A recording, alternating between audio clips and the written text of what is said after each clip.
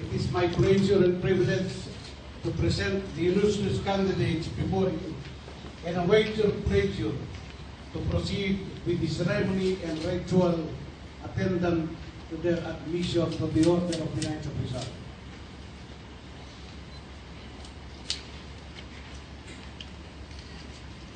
In the name of the Knights of Rizal, I bid you welcome to our fraternal organization.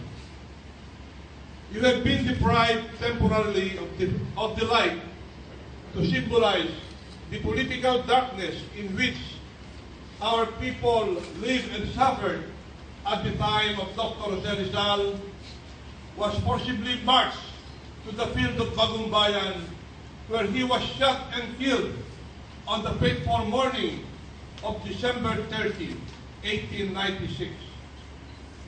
In this brief interval, we ask you to pause and meditate on the sublime sacrifice of Dr. Jose Rizal, which won for us the vibrant spirit of nationalism and nationhood.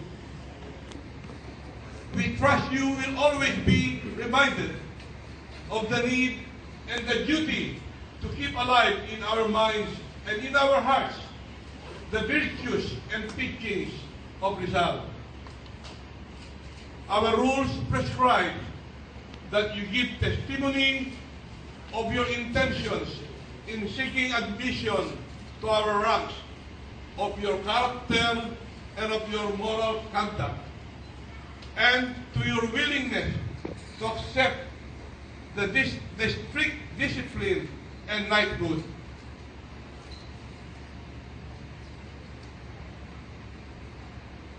I'm going to ask questions and you have to answer them loud and clear. Have you studied the teachings on patriotism and love of country of our hero, Dr. Jose Rizal? Yes, sir. Do you promise to conduct to the best of your ability your life as a good man in accordance with the principles and idealism of Dr. Jose Rizal? Yes, sir. Are you willing to assume your share of responsibility to propagate and uphold the highest virtue of patriotism taught by Rizal? Yes, sir.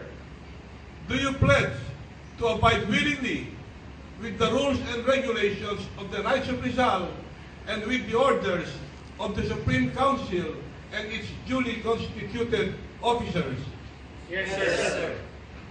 Do you voluntarily pledge to do all this without mental reservation or purpose of evasion? Yes, sir. Having satisfactorily answered these questions, the Supreme Chancellor will now remove the blindfolds. But the candidates remain standing.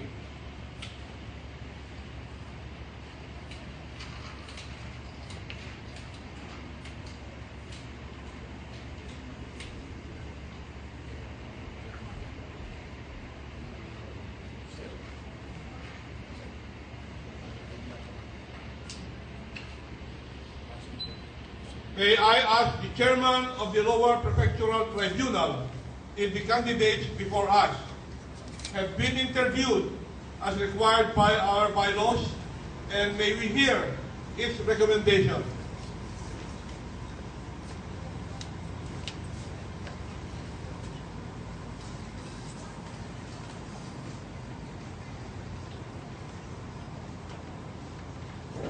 Most illustrious Supreme Commander, it is my privilege to report and announce that the lower prefectural tribunal has conducted, as prescribed by our bylaws, a quiet investigation and evaluation of the public and private lives